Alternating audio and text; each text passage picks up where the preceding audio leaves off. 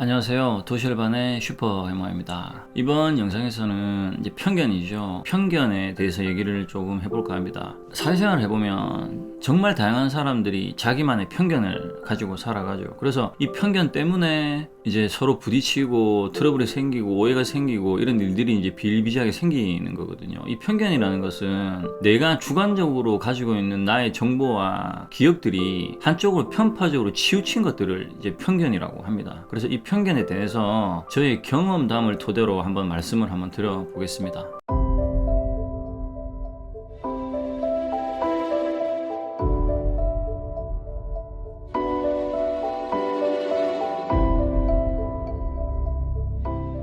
저는 개를 이제 오래 키웠습니다. 이제 초등학교 때부터 이제 개를 키우기 시작했어요. 그 당시에는 이제 마당에 이제 개를 키웠죠. 집에서 같이 이제 있었던 게 아니고 이제 아파트로 이사를 오게 되면서 집 안에서 이제 개들을 키우기 시작했죠. 보통 이제 개들의 수명이 짧게는 10년에서 길게 살면 20년, 25년 뭐 이렇게 이제 살더라고요. 개를 키우시는 분들은 아시겠지만 10몇 년이 지나게 되면 개가 아닙니다. 이 뭐든 동물의 개념이 아니고 거의 뭐 이제 사람같이 같이 지냅니다. 가족같이 되는 거죠. 저희도 이제 20년 가까이 키우던 개가 죽었을 때는 식구가 한 명이 죽은 것처럼 그 정도로 이제 어머니도 이제 슬퍼하셨고 저도 슬펐고 이제 개를 화장하는 데가 화장터라고 하죠. 화장터가 따로 있었습니다. 그래서 거기 또 가서 화장을 하고 그렇게 떠나 보냈죠. 이제 그렇게 하고 다시는 이제 개를 키우지 않겠다 했는데 어떤 기억들이 떠오르면서 또 새로 분양을 받아오고 그렇게 해서 뭐 다양한 종류를 여러 번 키워봤어요. 지금도 이제 키우고 있는데 제가 키우는 건 아니고 이제 저희 어머니가 이제 개를 키우고 계시죠. 그리고 저는 이제 이 고양이에 대한 편견이 있었습니다. 고양이에 대한 어떤 편견이 있었냐면 고양이는 개랑 좀 다르게 좀 예민하고 날카롭지 않습니까? 이미지도 그렇고. 그리고 이 고양이는 사람 말을 잘 안 듣거든요. 이 고양이를 많이 키우는 사람들에 대한 어떤 편견이 있었냐면 개는 이렇게 공감도 잘 되고 뭔가 사람을 잘 따르고 이런 동물인데 고양이는 이렇게 사람 말을 좀 잘 안 듣는 것 같더라고요. 뭐 불러도 오지도 않고. 그래서 고양이를 키우는 사람들이 또 사회생활 해보면 전반적으로 좀 개인주의적인 성향이 좀 강하더라고요. 속내를 잘 안 드러내고 저는 이제 저희 경험상 좀 그런 사람들이 고양이를 또 많이 키우는 걸 좀 보다 보니까 그런 비슷한 성향끼리 만나니까 이런 고양이를 좋아하는 사람들의 성향이 좀 개인주의가 강하구나 저는 이렇게 좀 생각을 하는 편견이 있었어요. 이제 그렇게 지내다가 제 주인 중에 한 명이 제가 작업하는 작업실이죠. 회사의 작업실에 길고양이 새끼 고양이 한 마리를 데리고 왔었어요. 갑자기 이제 사무실에서 이제 일을 하고 있는데 정말 요만했어요. 정말 요만한 새끼 고양이를 데리고 와서는 이제 이 길고양이가 어미한테 버림을 받았는데 너무 불쌍해서 이제 뭐 차에 치일 것 같아서 데리고 왔다 하더라고요. 아 그래 뭐 알겠는데 뭐 그 상황 다 알겠는데 왜 내한테 데리고 왔냐 했더니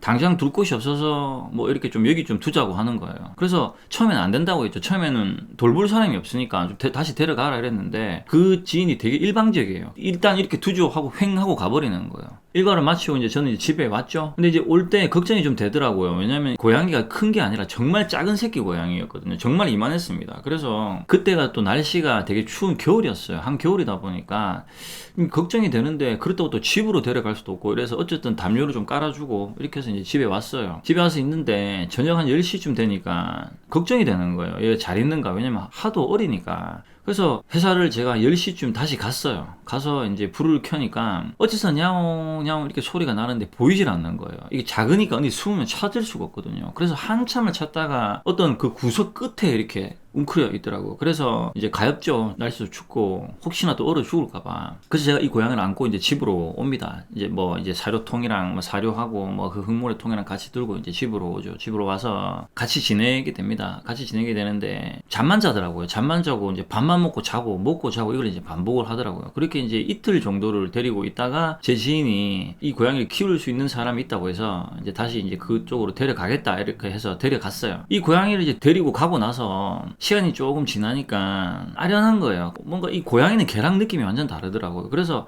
아니 뭔가 이 고양이라는 게 되게 아련하고 이 고양이라는 동물이 되게 궁금해지는 거예요. 그래서 이제 그 지인한테 얘기를 해서 야 우리 시간 날 때 펫샵에 가서 분양샵이죠. 펫샵에 가서 고양이 이제 구경하러 한번 가보자 이제 이렇게 된 거죠. 그래서 이제 회사 근처에 있는 가까운 이제 펫샵을 같이 갔어요. 같이 가서 그 펫샵은 이제 한쪽 벽면에는 강아지가 있고 이제 한쪽 벽면에는 고양이가 있는 이렇게 개와 고양이를 가지고 같이 분양하는 샵이었어요. 저는 이제 강아지보다는 이제 고양이한테 관심이 갔기 때문에 이제 고양이를 이렇게 봤죠. 저는 이제 고양이를 잘 모르기 때문에 고양이 종류가 신기한 거죠. 뭐 이제 여러 가지 종류가 있거든요. 그래서 이제 이렇게 저렇게 이제 구경도 하고 그 사장님이랑 얘기도 하고 이제 이렇게 하다가 그날은 정말 분양 받으러 간 게 아니었는데, 물론 이제 이 펫샵 사장님이 옆에서 정말 분양 받게 하기 위해서 정말 이렇게 저를 꼬드기더라고요. 그리고 이제 꼬임에 넘어간 것도 있지만 정말 귀엽게 생긴 마음에 드는 고양이 한 마리가 있더라고요. 그 고양이 종이 먼치킨이라고 해서 이중교배를 통해서 이제 나오는 고양인데, 다리가 되게 짧아요. 다리가 되게 짧고 허리가 되게 길고 꼬리가 길고 뭐 이런 약간 일반 고양이처럼 생긴 게 아니라 약간 짜리몽땅하게 생긴 고양이에요. 새끼라서 작죠. 되게 작은데 이제 그 고양이가 너무 귀여워서 그 고양이를 분양을 제가 받아서 이제 오게 되죠. 그래서 이 고양이랑 이제 한동안 같이 지내는데 이 고양이가 저를 졸졸졸 따라다니더라고요. 약간 개냥이라고 하지 않습니까? 제가 뭔가 가서 뭔가 신발끈을 묶고 있으면 옆에 와서 막 신발끈 장난을 치고, 설거지를 하고 있으면 막 발밑에 와서 이렇게 장난을 치고 이렇게 하는 거예요. 그런 모습이 너무 귀여운 거예요. 저는 이제 혼자 생활하는 이제 시간이 많다 보니까 뭔가 옆에서 그렇게 좀 귀찮긴 한데 그렇게 하는 것들이 너무 귀엽더라고요. 근데 되게 신기한 게 뭐냐면, 저는 이제 고양이를 안 키워봤지 않습니까? 고양이가 어떤 행동을 왜 하는지를 저는 잘 몰랐거든요. 고양이가 밤에 되면 제가 침대에 누워있으면 제 다리에 와서 허벅지를 이렇게 막 주무르더라고요. 저는 야, 이게 뭐 제가 그때 상황이 되게 힘든 시기였어요. 되게 혼자 힘든 시기를 겪은 시기였기 때문에 뭐 이런 게 하나 와가지고 다리까지 주물러 주네. 이게 뭔가 이게 하늘이 외롭지 않고 좀 그래도 이런 시간을 잘 보내라고 도움을 주신 건가 싶은 거예요. 그냥 느낌이. 그래서 막 이렇게 다리를 막 주무르는 거예요. 그게 너무 귀여운 거예요. 그런데 이제 인터넷 찾아보니까 그게 다리를 주무르는 게 아니라, 그게 이제 고양이는 꾹꾹이라고 해서, 그러니까 어미 젖을 먹을 때 젖이 잘 나오게 하려고 이렇게 짜는 행위래요. 그러니까 무의식적 어떤 본능이죠. 고양이 이렇게 꾹꾹이를 할 때 소리를 내요. 이렇게 진동 같은 소리인데 그르르르 하는 걸 이렇게 하면서 이렇게 꾹꾹이를 해요. 그래서 고양이는 마음이 안정되고 이제 편할 때 이제 그렇게 한다라는 행동이 있다라는 것을 이제 제가 배우게 된 거죠. 그렇게 이제 그 고양이랑 정말 많은 좋은 시간을 같이 보내게 됩니다. 그런데 이 고양이가 한 2, 3분 정도 놀면 막 헥헥헥 끓이는 거예요. 근데 이 헥헥거리는데 개처럼 이렇게 뻗으러져서 이렇게 혀를 내밀고 헥헥거리는 거예요. 검색을 해보니까 고양이는 개처럼 그렇게 혀를 내밀고 숨을 쉬면 안 되는 동물이라고 나오더라고요. 고양이는 코로 숨을 쉬고 입을 벌리는 행위를 하지 않는다 하더라고요. 그래서 정보를 찾아보니까 이제 그런 고양이는 이제 선천적인 기형적인 병이 있거나 아니면은 뭔가 병에 걸리게 되면 그런 현상이 있어서 이제 병원에 가서 진단을 받아봐야 된다는 겁니다. 데려온 지 일주일도 안 된 상태였거든요. 그래서 제가 이제 바로 이제 동물병원을 갑니다. 가서 이제 그 상태를 설명을 하니까 이제 뭐 CT를 찍어야 된다 하더라고요. 그래서 CT를 찍었더니 이제 하는 말이 폐에 공기가 찼다더라고요. 보통 이제 뭐 새끼 고양이들이 떨어지거나 이제 폐에 충격을 받으면 그 공기가 폐에 차게 되는데, 그 공기 압력 때문에 숨을 제대로 못 쉬는 현상이 생겨서 그 공기를 이제 빼야 된다는 거죠. 일주일 만에 그런 병이 있는 고양이를 데려왔기 때문에 이제 커뮤니티 사이트 같은 데 가입을 해서 물어보니까 마음이 아프더라도 무조건 그냥 분양샵에 다시 줘라고 하더라고요. 더 정들이기 전에 빨리 돌려주는 게 정신건강에 좋다고 해서. 그래서 이제 펫샵에 가서 그냥 돌려줬어요. 돌려주고 이제 집에 왔는데 마음이 아픈 거예요. 다시 그 작은 이만한 칸 속에 있거든요, 애들이. 작은 이만한 칸 속에 다시 그렇게 가둬놓는 게 그래도 나랑 인연이 돼서 그렇게 시간을 보냈는데 그게 좀 가엽게 느껴지는 거예요. 그래서 그 사장한테 다시 갔어요. 다시 가서 그냥 사장님이 아는 병원이 있으면 거기서 수술을 시키고 수술비 반반씩 부담을 하자, 이렇게 됐죠. 알겠다 하더라고요. 그래서 제가 다시 꺼내왔어요. 꺼내서 이제 집으로 데려왔는데 그냥 왠지 느낌이 폐에 공기가 찬 게 아닌 것 같은 느낌이 드는 거예요. 뭔가 더 큰 병이 있지 않을까라는 생각이 드는 겁니다. 그래서 제가 아는 이제 사람 소개를 통해서 지인이 이제 수의사가 있는데 좀 거리가 멀어요, 집에서. 그래서 이제 그 수의사한테 갔어요. 찾아서 이제 차를 몰고 이제 데리고 그 고양이를 데리고 가서 이제 종합검진이죠. 여러 가지 검사를 했어요. 초음파도 받고 했는데, 고양이하고 개는 동물병원에 가서 뭐 수술도 하고 뭐 이런 진찰을 받죠. 진료를 받는데 보험이 적용이 안 되기 때문에 정말 비싸요. 그래서 뭐 CT 찍고 뭐 초음파 검사하고 이렇게 하면 몇십만 원이 훌쩍 나오거든요. 이제 지인이기 때문에 그러지 무료로 이제 해주기로 해서 끝까지 간 거죠. 그렇게 해서 이제 전체 검사를 다 받고 가지고 이제 상담을 받는데 뭐라고 얘기를 하냐면 선천적인 심장기형이라고 하더라고요. 근데 심장병이 이미 태어날 때부터 가지고 있는 고양이였던 거죠. 그래서 이런 고양이는 그 선생님이 경험상 길게 살아야 석 달이고 한 달 안에 무조건 죽는다고 하더라고요. 그래서 이런 정도의 심각한 병은 어떻게 수술을 한다고 치료가 되는 게 아니기 때문에 다른 방법이 없다고 하는 거예요. 그래서 마음이 아프겠지만 빠른 시간 안에 그 샵에 이제 돌려주는 게 낫지 않겠느냐가 된 거예요.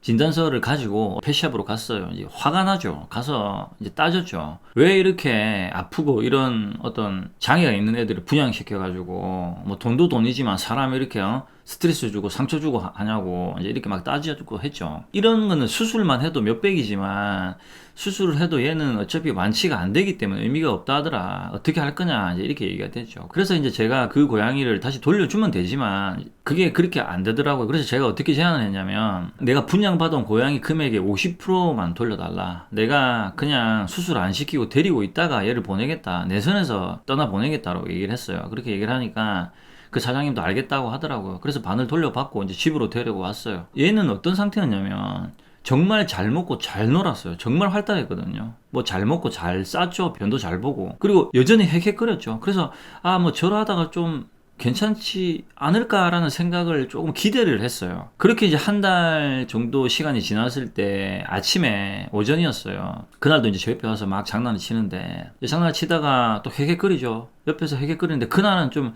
심하게 고통스럽게 헥헥거리더라고요. 막 앓듯이 헥헥거리더니 갑자기 막 오줌을 지리는 거예요. 막 바닥에 오줌을 지리더니 정말 몇 초간에 그렇게 죽었습니다. 순간적으로 딱 죽더니 굳어버리더라고요. 마음이 이제 정말 안 좋죠. 불과 한 달 정도 데리고 있었거든요. 개냥이처럼 정말 제 옆에 붙어 있고 따라다니고 제가 산악자전거를 탑니다. 산악자전거를 타는데 이제 배낭에 이제 고양이를 잘 싸서 배낭에 메고 산 꼭대기까지 제가 자전거를 타고 이제 올라갑니다. 그날 산 꼭대기까지 한 1시간 걸리거든요. 1시간 타고 올라가서 좀 양지 바른 곳이죠. 사람이 잘 안 다니는 곳에 이제 다이소 가서 삽을 하나 샀어요. 이만한 사서 산 꼭대기 가서 이제 흙을 파는데 1,000원짜리 삽을 이렇게 2번 파니까 삽이 부러져 버리더라고요. 그래서 이제 손으로 이렇게 몇십 분 동안 파서 이렇게 묻어주고 혹시나 비가 오면 이 흙이 뭐 실켜 내려갈까봐 이제 돌도 이렇게 탑으로 조금 해주고 이제 그렇게 해서 내려왔어요. 그렇게 해서 내려와서 이제 집에 있는데 옆에서 항상 이렇게 같이 있고 뭔가 애교 떨고 이랬던 뭔가가 사라져 버리니까 갑자기 공허하더라고요. 그래서 그냥 에휴 그래 뭐 그렇겠지 하고 이렇게 한 2달 보냈어요. 보냈는데 자꾸 고양이가 아른거리는 거예요. 자꾸 고양이 사진 같은 걸 찾게 되고 고양이가 아른거려서 그래서 어쩔 수 없이 다시 그 펫샵에 갔어요. 가서 그 사장님한테 얘기를 했죠. 고양이가 아른거려서 안 되겠다. 한 마리 더 분양을 해야 되겠다. 근데 이번에 하는 분양은 진짜 건강한 애로 해주고 가격도 좀 낮게 해달라. 금액도 낮게 해달라. 대신에 그리고 이번에 만약에 아프면 모든 책임을 이제 당신이 다 져라. 이번에 진짜 아프면 가만 있지 않겠다라고 이제 얼음장을 딱 놨죠. 그래서 본인이 각서를 썼어요. 이번에는 어떤 식으로 아프면 모든 책임을 본인이 지겠다. 이렇게 각서를 썼죠. 그렇게 해서 데려온 고양이가 어떤 고양이였냐면 폴더라는 고양이에요. 스코티시 폴더라는 애인데 얘네들은 이 귀가 이렇게 접혀 있어요. 그래서 얼굴이 이렇게 동그래요. 이렇게 꼭 솜사탕처럼. 이만한 새끼를 이제 데리고 왔죠. 데리고 와서 얘는 아프지 않더라고요. 그래서 얘는 뭐 건강히 되게 잘 지내요. 고양이는 걔랑 뭐가 다르냐면 고양이는 정말 조용해요. 그러니까 얘네들은 사람을 귀찮게 일단 안 해요. 물론 좀 심심하고 하면 치대긴 하지만 그러니까 걔처럼 이렇게 사람을 따르고 사람 옆에 있고 이런 행위가 없어요. 고양이는 독립적인 동물이라서 그냥 본인이 자고 먹고 그냥 이렇게 무심하게 있어요. 그냥 무심하게 나를 쳐다보고. 그런데 이 무심한 게 공감 능력이 없고 교류가 안 되는 동물은 아닌데 이 교류하는 방식이 걔랑 달라요. 되게 무심하게 교류를 해요. 그리고 무심하게 되게 시크하게 애정 표현을 해요. 자고 있으면 그냥 와서 볼 옆을 비빈다든지. 강아지 개도 좋아하지만 이 고양이를 키우면서 고양이가 너무 좋은 게 뭐냐면 저를 귀찮게 하지를 않고 조용한 게 좋아요. 그러니까 짖지를 않고 조용하니까 그게 좋은 거예요. 하지만 이제 고양이는 치명적인 단점이 털이 엄청나게 많이 빠져요. 털이 정말 스치면 털이에요. 그리고 고양이는 배변도 어떤 장소에 두든 알아서 다 싸기 때문에 뭐 그런 것도 크게 처리하기 귀찮을 게 없어요. 털 빠진 거 외에는 제 입장에서 봤을 때는 정말 괜찮은 동물이더라고요. 그래서 제가 그런 이제 편견이 있었던 거죠.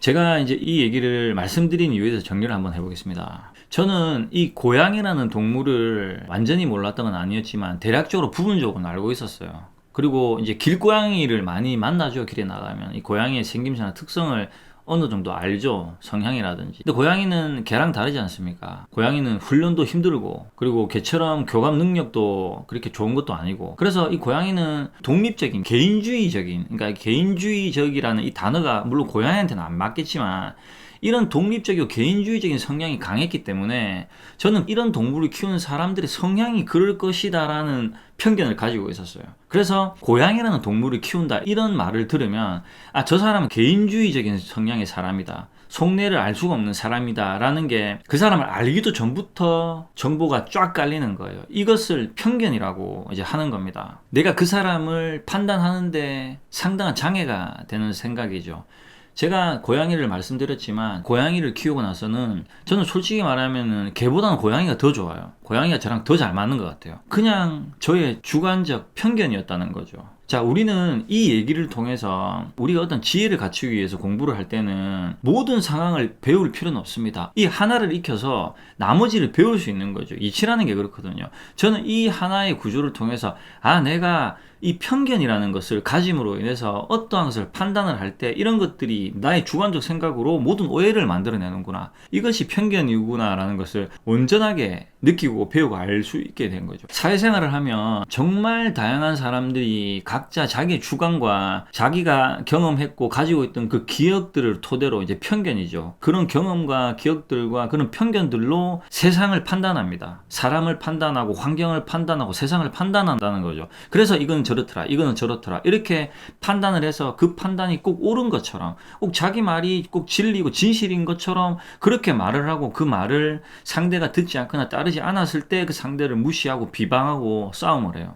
사회생활이 힘들다라고 할 때 이 힘든 이유는 사람이 다양해서 힘든 게 아니라 이 다양성을 서로가 존중을 하지 않고 인정을 하지 않기 때문에 힘든 거예요. 물론 그 다양성 안에 정말 이상하고 정신적으로 문제가 많은 사람들도 많지만 대부분의 사람들이 정신적으로 문제가 있는 사람들이진 않거든요. 보통 우리가 사회생활 할 때 사람이랑 부대끼고 부딪히고 하는 이런 모든 문제의 근본적 원인은 저마다 자기만의 주관적 식이 있다는 거예요. 치우친 편견이 있다는 거죠. 그래서 이 편견이라는 것은 정말로 끝자락에 치우친 나의 잘못된 나만의 주관적 생각이라는 겁니다. 이것을 사람마다 다 다르게 가지고 있어요. 제가 고양이에 대한 편견을 가지고 있었듯이 이런 편견들을 하나, 두 개, 세 개씩 내려놓기 시작할 때 이 세상은 올바른 눈으로 볼 수 있는 거라는 거죠. 내가 편견이 하나든 둘이든 열이든 편견을 가지고 있는 상태에서 무언가를 바라볼 때는 이 정보가 결코 정확하지 않고 올바르지 않다라는 거죠. 그래서 내가 살아가는 나의 삶 안에서 내가 편견을 가지고 이 바라보는 세상이 이렇다라는 것은 잘못됐다라는 것이고,